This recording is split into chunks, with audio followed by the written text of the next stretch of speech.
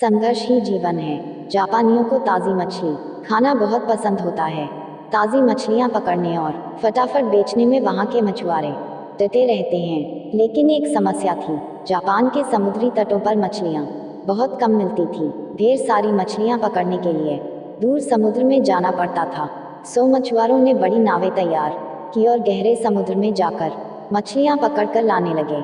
लेकिन मछुआरे जितना अधिक दूर जाते, वापस आने में भी उतना अधिक समय लगता। कभी कभी तो 2 दिन 3 दिन बीत जाते।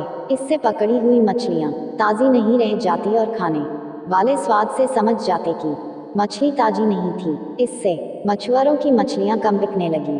इसका समाधान मछुआरों ने अपनी नावों में फ्रीजर लगाकर किया। वो मछलियाँ पकड़ते और फ्रीजर में रख देते। इससे मछलियाँ खराब नहीं होती और वे लंबी दूरी तक जा भी सकते थे। लेकिन जापानी लोग भी और आगे। वो ताज़ी और जमी हुई मछली के स्वाद का अंतर पकड़ लेते और जमी हुई मछली का स्वाद भी उन्हें नहीं भाता था।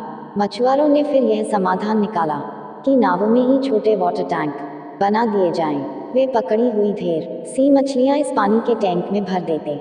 मछलियां पहले बहुत संघर्ष करती, लेकिन बाद में शांत हो जाती।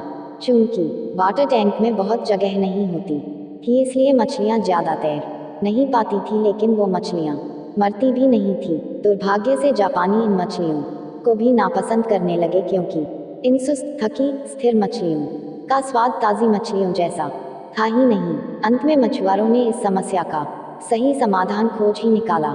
मछुआरों ने उसी वाटर टैंक में एक छोटी शार्क फिश रखना शुरू कर दिया। शार्क कुछ मछलियां तो खा जाती थी, लेकिन फिर भी कई मछलियां बच जाती थीं। ये बची हुई मछलियां जिंदा और ताज़ी बनी रहती थीं, क्योंकि शार्क से बचने के लिए वो निरंतर संघर्ष करती रहती थी। जीवन की समस्याएं भी शार्क मछली जैसे ही हैं, जो हमें बेहतर बनाने में और अपने अंतर्मन को मजबूत करने में काम आती हैं। हर काम शुरू में मुश्किल होता है। लगातार कठोर परिश्रम से एक दिन वो हमारे लिए आसान भी बन जाता है।